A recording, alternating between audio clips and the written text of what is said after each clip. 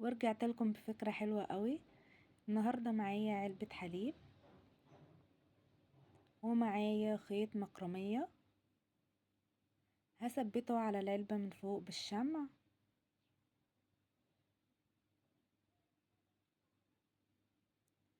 وبعد كده هلفه على بقية العلبة بالشكل ده،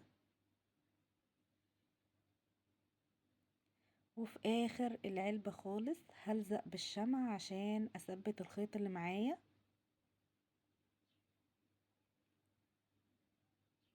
دي بقى خطوة ممكن تستغني عنها، انا دهنت غيرة ابيض على الخيط عشان يلزق جامد، ومن غيره برضو كان هيلزق.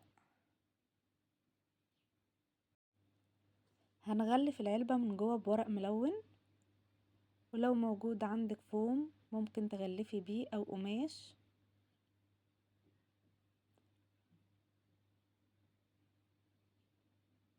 وكده اكون غلفت العلبة من جوه. هنيجي بقى للتزيين. التزيين ده يرجع لك طبعا، عندك استرس، عندك ستان، عندك جوبير، اي حاجة هتزيني بيها من بره. انا اخترت الجوبير الرصاصي الحلو ده.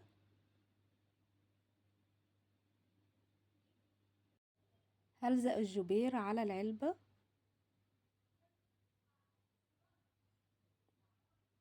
يا ريت تقولولي رأيكم في التعليقات، ولو عندك فكرة وحابة تنفذيها ومش عارفة اكتبيها في التعليقات وانا انفذها.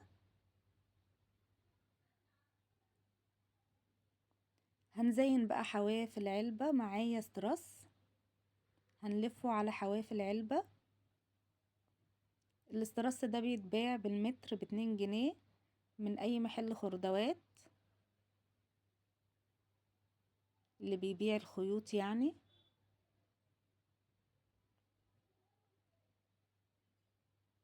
وكده اكون لزقتها.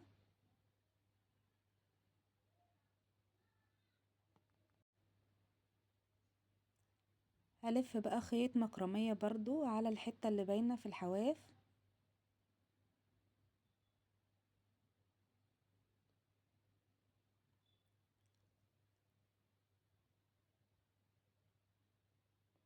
هنزين من تحت بنفس نوع الجبير. طبعا قلت لكم التزيين ده يرجع لكم.